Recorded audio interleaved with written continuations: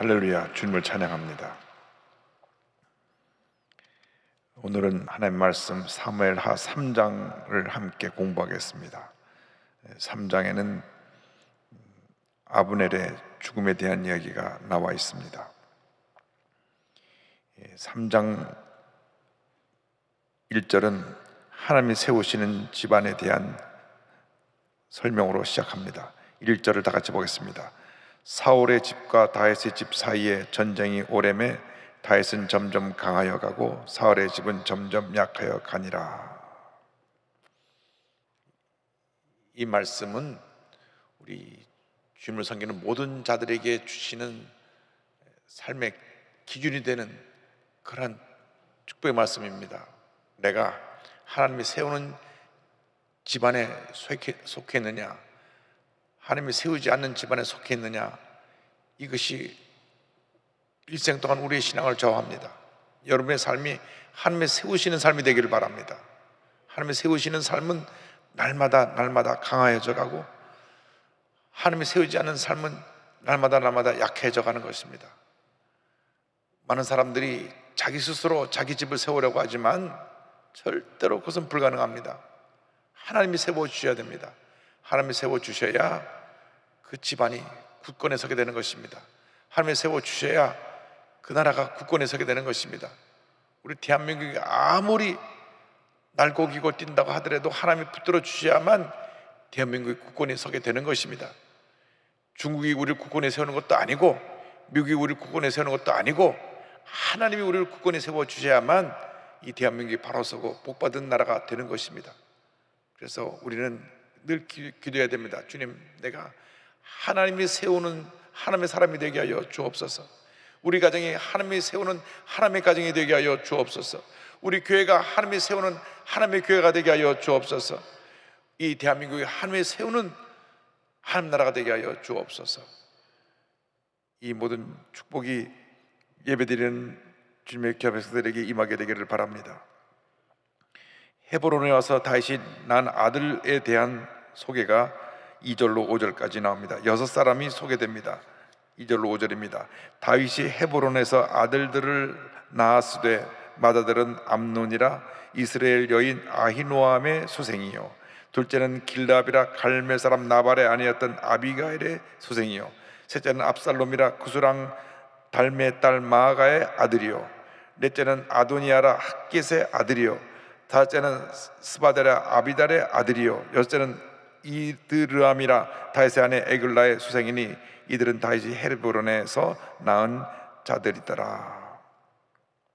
헤브론에 와서 6자녀를 낳았는데 그 첫째가 암논이죠. 암논, 이스라엘 여인 아히노암의 아들. 둘째가 길르압, 갈멜 사람 나발의 아내였던 아비가일의 아들. 셋째가 압살롬, 구스랑 달메의 딸 마아가의 아들. 넷째가 아도니아, 핫겟의 아들. 다섯째가 스바디아, 아비달의 아들. 여섯째가 이드람, 에글라의 아들입니다. 그런데 헤브론에서 낳은 아들들이 나중에 다시 등장해서 이 다윗의 삶에 큰 고통과 어려움을 주었습니다. 첫째 아들 암논이 그렇고, 셋째 압살롬이 그렇고, 넷째 아도니아가 그렇습니다. 그래서 헤브론에 와서 6자녀를 낳았는데 그 3자녀가, 특별히 압살롬은 나중에 반역해서 자기에게 칼을 겨누고 나라를 탈취해 가려고 한 그러한 영모 사건의 주동이 된 아들입니다. 하나님의 주신 자녀는 하나님이 세우셔야 하나님께서 그 가정에 복을 주시는데, 우리가 자녀들을 하나님께 맡기지 못하고 그냥 나만 놓고 내버려 두면 이러한 다윗 왕의 가문의 비극이 우리에게도 다가올 수 있다는 것을 우리에게 경고로 보여주고 있는 것입니다. 자녀는 하나님이 주신 선물입니다. 그러므로 자녀가 태어날 때부터, 임신될 때부터 기도를 많이 하고 이 자녀가 하나님이 붙들어 주시는 자녀, 하나님이 세우시는 자녀 되게 하여 주시고 일생이 주님 안에서 복받은 자녀 되게 하여 주옵소서. 기도하는 것이 우리들의 임무입니다.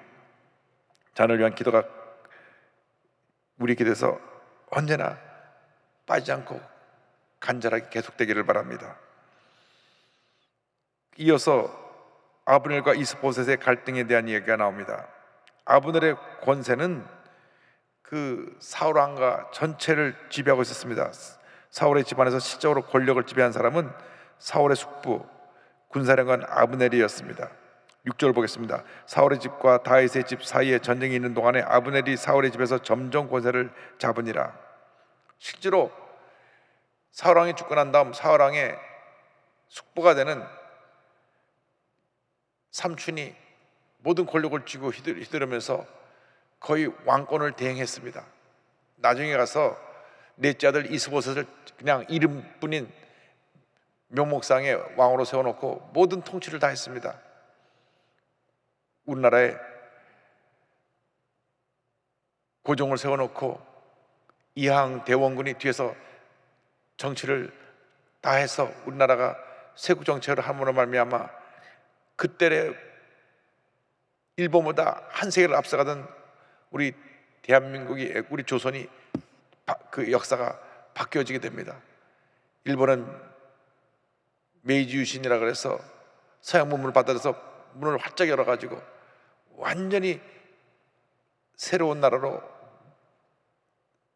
새로운 세계의 문명을 받아들여서 한 단계 업그레이드 할 동안에 대원군은 철저한 쇄국 정책을 펴서 문을 닫아놓은 무로 말미암아 그때까지 조선이라는 나라가 항상 일본이 와서 조공을 바치고 우리한테 머리를 숙였던, 문화적으로 모든 면에 있어서 앞섰던 나라가 바뀌어지게 된 것입니다.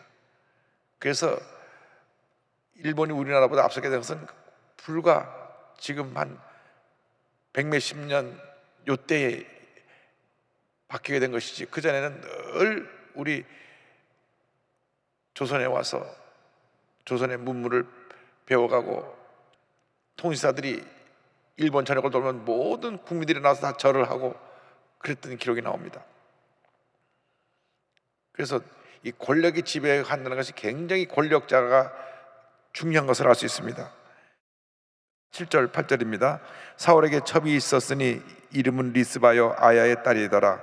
이스보셋이 아브넬에게 이르되 내가 어찌하여 내 아버지의 첩과 통관하였느냐 하니 아브넬이 이스보셋의 말을 매우 분하게 여겨 이르되 내가 유다의 계머리냐? 내가 오늘 당신의 아버지 사울의 집과 그의 형제와 그의 친구에게 은혜를 베풀어 당신을 다윗의 손에 내주지 아니하였거늘 당신이 오늘 이 여인에 관한 허물을 내게 돌리는도다. 자기가 부적절한 행위를 한 것에 대해서 이스보셋이 당신 왜 그럴 수 있습니까? 지적을 하니까 내가 당신 살려서 오늘 이 자리까지 있겠는데 감히 나의 허물을 당신이 지적할 수 있냐? 그 조카가 삼촌한테 뭐라 그런 건 그런 모습인데 실제로 자기는 권력자로서 명목상의 왕인 그 이스보셋을 이야기한 것입니다. 그래서 그의 지적을 불쾌하게 여긴 아브넬이 이와 같이 이야기합니다. 9절로 11절입니다. 여호와께서 다윗에게 맹세하신 대로 내가 이루게 하지 아니하면 하나님이 아브넬에게 벌 위에 벌을 내리심이 마땅하니라. 그 맹세는 곧 이 나라를 사울의 집에서 다윗에게 옮겨서 그의 왕위를 단에서 브엘세바까지 이스라엘과 유다에 세우리라 하신 것이니라 하매 이스보셋이 아브넬을 두려워하여 감히 한마디도 대답하지 못하니라. 이 아브넬 장군은 하나님께서 촛대를 사울에게서 다윗으로 옮긴 것을 알고 있었습니다. 그러나 권력이 좋았기 때문에 권력을 자기가 잡고 이스보셋 앞에 세우면서 자기가 7년 넘게 이스라엘을 통치한 것입니다. 그런데 조카뻘 되는 이스보셋이 자기의 허물을 지적하니까 내가 너를 어떻게 살려줬는데 나한테 그런 얘기를 할 수 있냐고 오히려 그걸 꾸지람하면서 사무엘 선지자가 이미 내게 전해준 말을 내가 알고 있다. 사람들이 그 내용을 알고 있다. 그것은 사울 왕의 그 집은 하나님이 버리시고 다윗의 집을 세운다고 하신 것이다. 그래서 사무엘이 이런 이야기를 사울에게 한 이야기를 다 듣고 알고 있었고 그 자리에서 목격했기 때문에 그러한 이야기를 이스보셋에 한 것입니다. 사무엘상 15장 가보면 그런 내용이 여러 곳 나옵니다. 15장 28절, 사무엘이 그에게 이르되 야훼께서 오늘 이스라엘 나라를 왕에게서 떼어 왕보다 나은 왕의 이웃에게 주셨나이다. 10장 1절, 야훼께서 사무엘에게 이르시되 내가 이미 사울을 버려 이스라엘 왕이 되지 못하게 하였거늘 내가 그를 위하여 언제까지 슬퍼하겠느냐. 너는 뿔에 기름을 채워가지고 가라. 내가 너를 베들레헴 사람 이새에게로 보내리니 이는 내가 그의 아들 중에서 한 왕을 보았느니라 하시는지라. 12절, 이에 사람을 보내어 그를 데려오매 다윗을 데려오매 그의 빛이 붉고 눈이 빼어나고 얼굴이 아름답더라. 야훼께서 이르시되 이가 그니 일어나 기름을 부으라 하시는지라. 또 28장 10절에 말씀이 나옵니다. 야훼께서 나를 통하여 말씀하신 대로 내게 행하사 나라를 내 손에서 떼어 내 이웃 다윗에게 주셨느니라. 이미 여러 차례 사무엘 선지자를 통해서 예언하기도 했고 또 다윗 왕의 기름 부을 때도 그 같은 하나님의 약속을 받았고 여러 차례 그런 기록이 사무엘상에 나옵니다. 언제 그렇게 되었느냐? 택함을 받을 때는 사울 왕이 겸손해서 진보다리 뒤에 이렇게 숨어 있었는데 그가 왕이 되고 난 다음에 교만해져서 왕이 하나님 앞에서 제사장 일을 가로채서 자기가 대신 제사를 드리고 또 하나님 말씀을 순종하지 아니하고 좋은 전리품을 남겨놓고 그래서 하나님의 심판을 받아서 촛대를 옮기신 것입니다. 하나님의 가장 미워하시는 것이 교만입니다. 교만. 그래서 섰다는 자는 넘어질까 조심하라. 잘 될 때 넘어지는 것입니다. 힘들고 어릴 때 그냥 고생하느라 엎드려 기도하고 매달려 부르짖고 그 어려움을 헤쳐나가라 정신이 없는데 평안하다 평안하다 평안하다 할 때 갑자기 악한 원수마귀가 도적같이 임해서 우리의 마음을 탈취해가고 우리를 넘어뜨리는 것입니다. 늘 영적으로 우리가 깨어 있어야 됩니다. 아브넬이 이미 마음이 상해서 이제 권력을 하나님의 약속대로 다윗에게 넘겨주기로 하고 선포한 것입니다. 그래서 다윗에게 이스라엘 권력을 양도한 아브넬에 대한 이야기가 3장 12절 이하에 나옵니다. 아브넬이 제안합니다. 아브넬이 자기를 대신하여 전령들을 다윗에게 보내어 이르되 이 땅이 누구의 것이니까? 또 이르되 당신은 나와 더불어 언약을 맺사이다. 내 손이 당신을 도와 온 이스라엘이 당신에게 돌아가게 하리이다 하니, 나랑 이제 언약을 맺어서 내가 이 사울왕 이 통치하던 이 통치에 대한 모든 권력을 고난을 당신에게 위임할 테니 나랑 같이 언약을 맺읍시다. 그래서 당신에게 나라를 넘길 테니까 당신이 모든 나라를 통치하십시오. 그때 13절 다시 그 제안을 받고 허락합니다. 13절입니다. 다시 이르되 좋다. 내가 너와 언약을 맺거냐. 내가 내게 한 가지 일을 요구하노니 나를 보러 올 때 우선 사울의 딸 미가를 데리고 오라. 그리하지 아니하면 내 얼굴을 보지 못하리라 하고, 언약을 맺을 텐데 한 가지 조건이 있다. 사울왕이 나한테 사울왕의 딸 미가를 줬었는데 사울왕이 나를 미워해서 미가를 도로 다른 남자에게 시집을 보냈는데 그 미가를 내게로 보내라. 이 얘기를 전달하는데 이스보셋 왕에게 전령을 보내서 전달합니다. 왜냐하면 실적인 통치자는 아브넬인데 이스보셋에게 전달해서 이제 아브넬이 그 마음이 자기에게로 돌아왔다는 것을 보여준 것입니다. 다윗이 사울의 아들 이스보셋에게 전령들을 보내 이르되 내 처 미가를 내게로 돌리라. 그가 내게 전에 블렛 사람의 포피 100개로 나와 정원한 자니라 하니, 이스보셋이 사람을 보내 그의 남편 라이스의 아들 발디엘에게서 그를 빼앗아 오매. 그래서 미갈은 지금 다시 재혼해서 잘 살고 있는데 미갈을 그 집에서 빼앗아 다윗에게로 보냅니다. 실질적으로 아브넬하고 약속했는데 그 약속을 시행하도록 한 것은 이스보셋인 것을 보면 그만큼 이스보셋은 이름뿐이었고 모든 권력을 아브넬이 갖고 있는 것을 알 수 있습니다. 그래서 아브넬이 이제 다윗을 만나러 가면서 이스라엘의 장로들을 모아서 이제 그 실질적으로 이스라엘의 지도자가 되는 장로들을 만나서 그 얘기를 저들에게 전합니다. 17절 18절입니다. 아브넬이 이스라엘 장로들에게 말하 이르되 너희가 여러 번 다윗을 너희의 임금으로 세우기를 구하였으니 이제 그대로 하라. 여호와께서 이미 다윗에게 대하여 말씀하시기를 내가 내 종 다윗의 손으로 내 백성 이스라엘을 구원하여 블레 사람의 손과 모든 대적의 손에서 벗어나게 하리라 하심이니라 하고, 이미 사울 왕이 죽고 난 다음 그 원로들이 이제는 우리가 다윗에게로 가야 합니다 권면을 했던 것을 알 수 있습니다. 그런데 아브넬이 자기가 권력을 잡고 있는 동안에 그 얘기를 여러 번 들었음에도 권력을 넘기지 않고 있다가 이스보셋하고 감정이 틀어지고 난 다음 이제 권력을 넘기로 한 것입니다. 19절입니다. 아브넬이 또 베냐민 사람의 귀에 말하고 아브넬이 이스라엘과 베냐민 온 집이 선하게 여기는 모든 것을 다윗의 귀에 말하려고 헤브론으로 가니라. 그래서 원로들에게 이야기를 한 다음 그 다음 자기 부하들을 데리고 다윗에게로 갑니다. 20절 21절입니다. 아브넬이 부하 20명과 더불어 헤브론에 이르러 다윗에게 나아가니 다윗이 아브넬과 그와 함께한 사람을 위하여 잔치를 배설하였더라. 아브넬이 다윗에게 말하되 내가 일어나 가서 온 이스라엘 무리를 내 주 왕의 앞에 모아 더불어 언약을 맺게 하고 마음에 원하시는 대로 모든 것을 다스리시게 하리이다 하니 이에 다윗이 아브넬을 보내매 그가 평안히 가니라. 아브넬은 시적인 그 이스라엘 사울 왕가를 통치한 사람이고 권력자였고, 또 아브넬을 모든 사람이 따랐던 것을 보면 그가 사람들에게 리더십을 갖고 그 리더십을 존중받는 그러한 사람이었던 것을 알 수가 있습니다.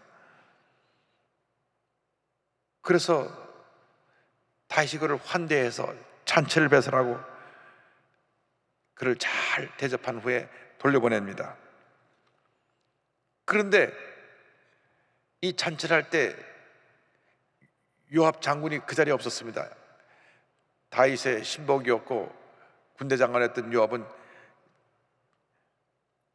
전쟁에 나갔다가 돌아왔는데 와보니 자기 동생을 죽인 아브넬이 왔다 간 것입니다. 그래서 그 일에 대하여 다윗 왕에게 불만을 토로합니다. 3장 22절 23절입니다. 다윗의 신복들과 요압이 적군을 치고 크게 노력한 물건을 가지고 돌아오니 아브넬은 이미 보냄을 받아 평안히 갔고 다윗과 함께 헤브론에 있지 아니한 때라.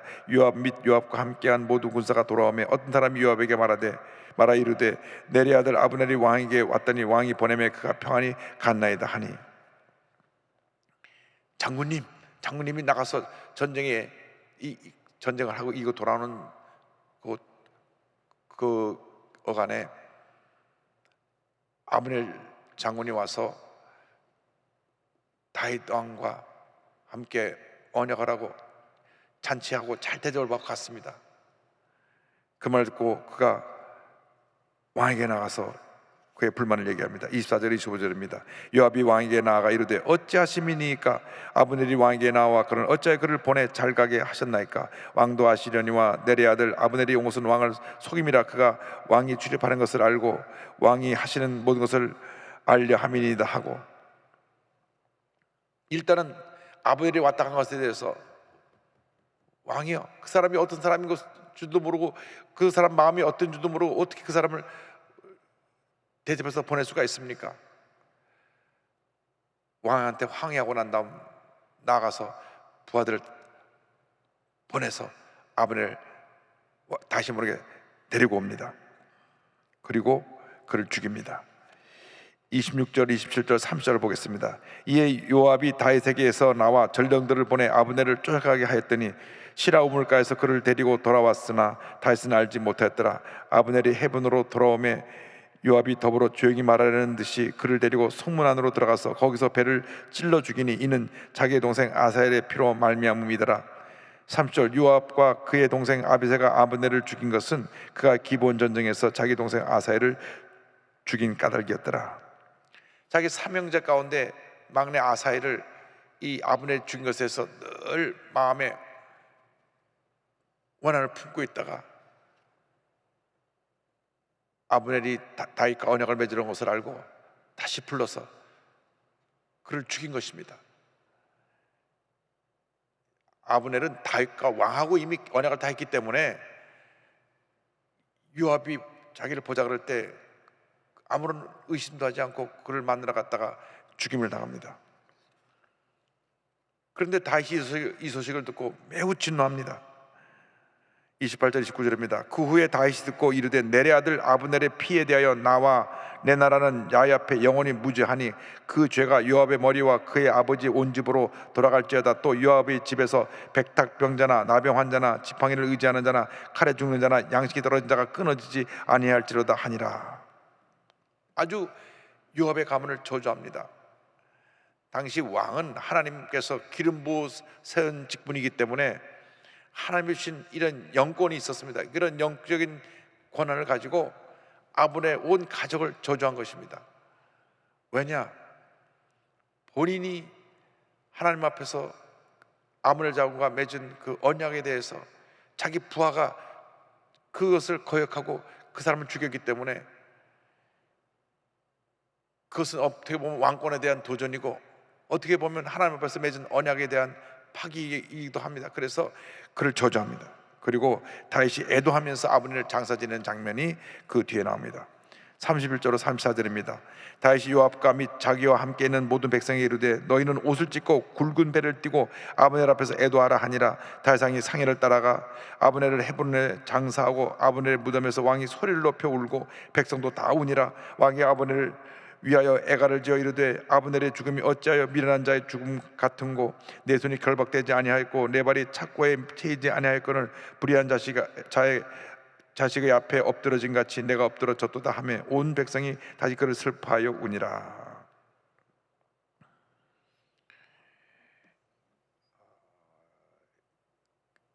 아브넬의 죽음에 대해서 이렇게 슬퍼한 것은 아마 아브넬이 사울왕의 신복으로 사울의 삼촌으로 그가 하는 모든 일이 사람들에게 지지를 받았고 존경받는 위치에 있었던 것 같습니다. 그래서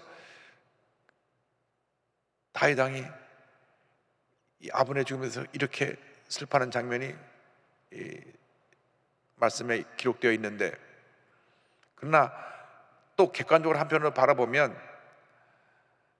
이 아브넬이라고 하는 장군이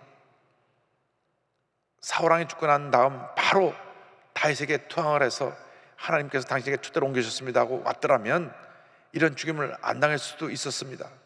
왜냐? 아브넬은 그걸 알았습니다. 자기가 직접 사무엘 선지자에게 듣기도 하고 사무엘이 다윗에게 사울왕에게 얘기하는 걸 듣고 모든 것을 알아서 다윗에게 초대가 넘어간 것을 알고 있었음에도 불구하고 권력이 뭔지 권력에 눈이 어두워서 권력을 자기가 쥐고 있다가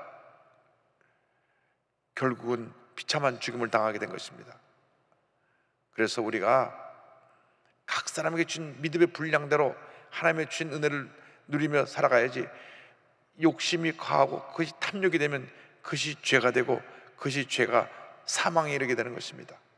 그래서 아브넬을 통해서 우리가 배워야 될 것은 권력을 가질수록 더 겸손하고 하나님 뜻이 어딘 데를 찾아서 하나님 뜻대로 살아갈 때 하나님의 은혜를 내려주십니다.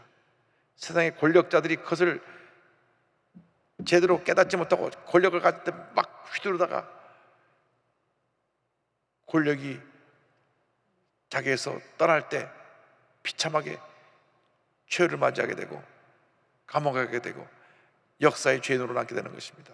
늘 우리는 하나님 앞에서 겸손히 엎드려야 됩니다. 권력을 가졌을 때 더 엎드려야 됩니다. 높은 자리에 갔을 때 더 엎드려야 됩니다. 더 겸손해야 됩니다. 더 섬겨야 됩니다. 그때 하나님께서 은혜를 베풀어 주시는 것입니다.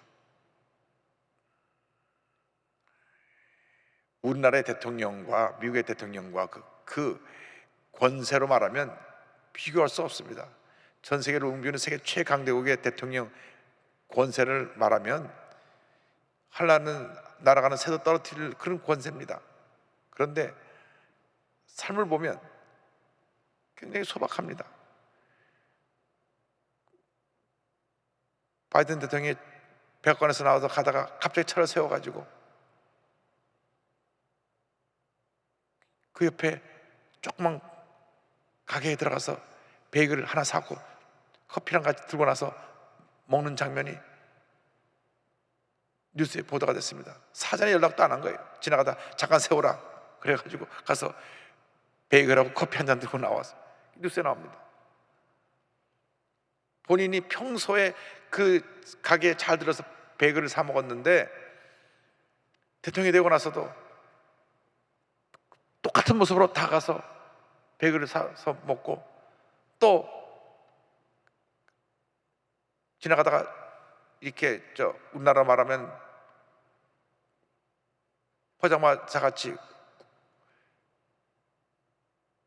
자동차에다가 뭘 놓고 파는 그런 데 들려서 아이스크림 사서 먹고 경원도 하나 주고 자기 영부인도 하나 주고, 그게 보면 권력자인데도 불구하고 가장 평범한 모습으로 같이 생활하는 모습을 보여줍니다. 물론 경호하는 사람들 막 갑자기 그런 행동하니까 쩔쩔매겠지만, 그러나 진정한 권력은 이렇게 낮아질 때 진정하게 존중받는 것이지, 물러가라 치워가라 막 사람들 옆에 막 밀어 제끼고 다가오지도 못하게 하고 사진 찍으면 막 카메라 뺏고, 얘네는 막 카메라 뺏고 내동댕이 치고 경호원들이 난리도 아니었습니다. 그런데 보니까 그렇게 경호를 하지 않습니다. 물론 흉기를 빼는 사람은 단번에 제압하지만은 절대로 윗분을 모실 때 사람들에게 불편을 주지 않습니다. 보이지 않게 먼 곳에서 경호하면서 잘 모시는 것을 보면서 권력자가 가진 모습은 겸손이다. 늘 백성의 눈높이로 앉아서 섬길 때 하나님께서 복을 줄 줄로 믿습니다. 다윗이 이렇게 권력자였지만 한 사람의 죽음 앞에 울면서 낮아진 모습을 볼 때 백성들이 마음이 감동이 왔습니다. 35절로 30절입니다. 석양의 뭇백성이 나와 다윗에게 음식을 권하니 다윗이 맹세하여 이르되 만일 내가 해지기 전에 떡이나 다른 모든 것을 맛보면 하나님이 내게 벌 위에 벌을 내리심이 마땅하니라 하며, 온 백성이 보고 기뻐하며 왕이 무슨 일을 하든지 무리가 다 기뻐하므로 이날에야 온 백성과 온 이스라엘이 내리 아들 아브넬을 죽인 것이 왕이 한 것이 아닌 줄을 아니라. 일부 사람들은 다윗 왕이 요압을 시켜서 자기 정적을 제거했다 생각한 사람들이 있었던 것 같습니다. 그런데 진심으로 다윗이 죽음 앞에 애도하고 금식하며 그 죽음을 슬퍼하니까 우리 왕이 죽인 게 아니구나, 그건 요압이 자기 임으로 저렇게 한 것이구나, 백성들이 그걸 깨닫게 되고 왕을 지지한 것입니다. 사람들은 문제가 생기면 다 먼저 윗사람에게 다 책임을 돌려버리고 저 사람이 잘못했다고 돌을 던지는데, 백성들이 다윗을 보고 다윗을 제대로 알게 되고 그 다윗을 더 존경하게 되고 더 지지하게 된 것입니다. 그래서 우리는 늘 하나님 앞에서 바로 서 있으려고 노력을 해야 되고, 하나님의 세운 지도자가 하나님 앞에 바로 이렇게 귀하게 쓰임받도록 기도하고 사역을 잘 협조해야 될 것입니다. 그리고 요압에 대해서 다시 언급합니다. 38, 39절입니다. 왕이 그의 신복에게 이르되 오늘 이스라엘의 지도하여 큰 인물이 죽은 것을 알지 못하느냐? 내가 기름 부음을 받은 왕이 되었으나 오늘 약하여서 수리아의 아들인 이 사람들을 제어하기가 너무 어려우니 야훼는 악행한 자에게 그 악한 대로 갚아줄지니라 기로다 하니라. 아브넬이 사울 왕의 그 왕국의 실질적인 실권자였던 것처럼 요압도 다윗 왕의 그 유다 왕국의 실권자입니다. 그래서 요압이 잘못한 것도 알지만 그 즉시 요압을 제압하지 못했습니다. 내가 내 힘으로 내 장관이지만 저를 제압할 힘이 없으니 하나님께서 극한 대로 갚으실지어다. 하나님이 그를 심판하시도록 했습니다. 나중에 이 요압은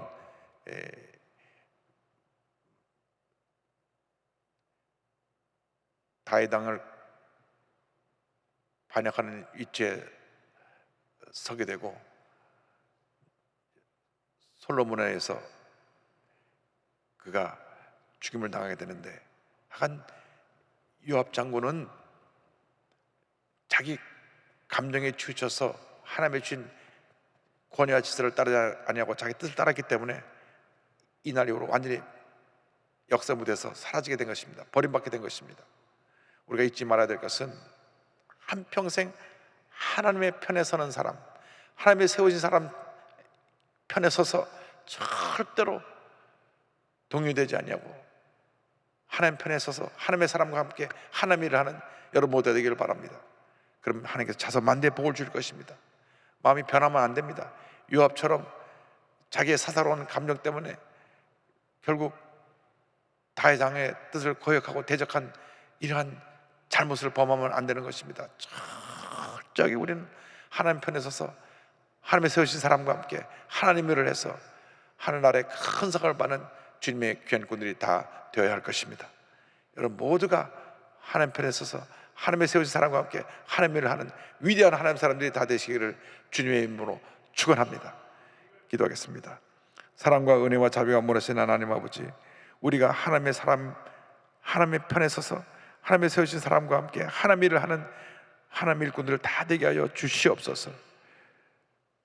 어떤 경우에도 내 자신의 감정 때문에, 내 자신의 생각 때문에 하나님의 편에 선 사람으로 서 있지 못하고 하나님의 세우신 사람과 대적하는 자리에 서지 않도록 주님 우리를 붙들어 주시고 우리 삶 가운데 주님의 놀라운 은혜로 축복으로 함께하여 주시옵소서.